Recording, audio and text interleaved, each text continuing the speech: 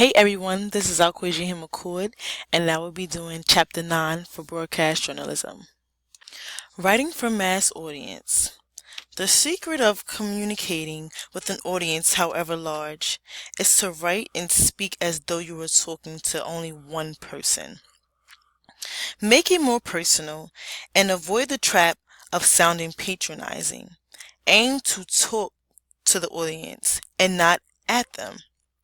Get a story across to them, don't talk down to them.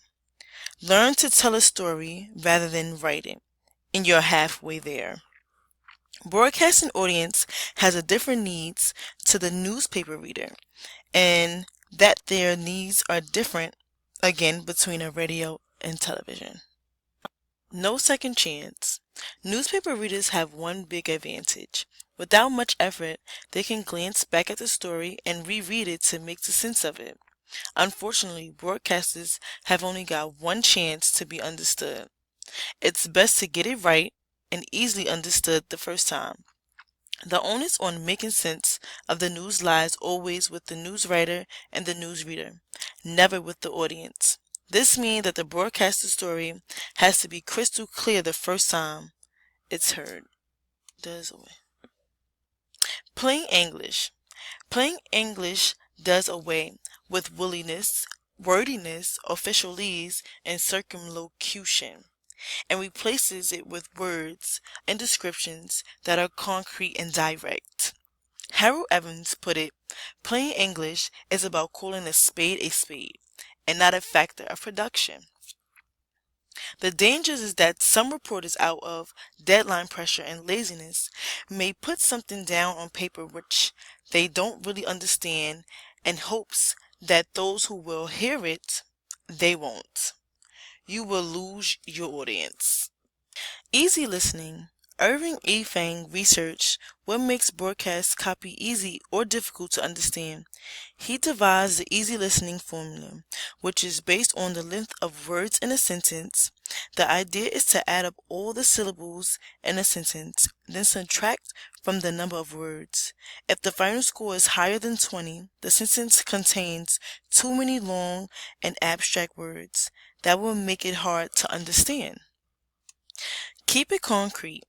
Radio in particular finds it difficult to convey technical details and abstract ideas. Television has the powerful advantage of being able to use graphic illustrations to bring home a point. The way to use this medium successfully is to keep statements simple, direct, concrete, and to the point, and to express them in the way that everyone will readily understand.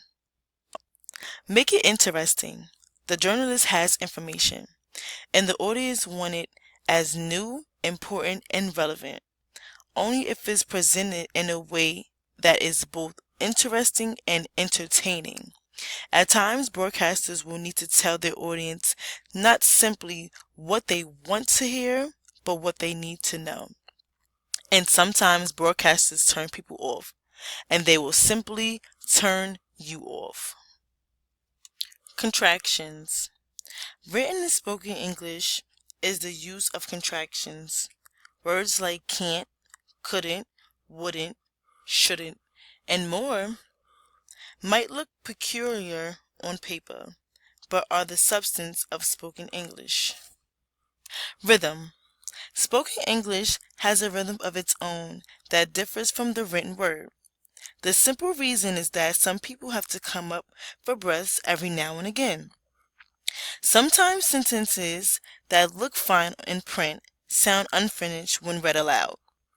Spoken English sentences rise and fall and end with the voice turned down, unless that sentence is a question when the voice will rise at the end. Thank you all. That will be the end of this chapter of Chapter 9. I'm Alquasia Him again, doing broadcast journalism. Thank you, and if you have any questions, please ask at the end. Ciao!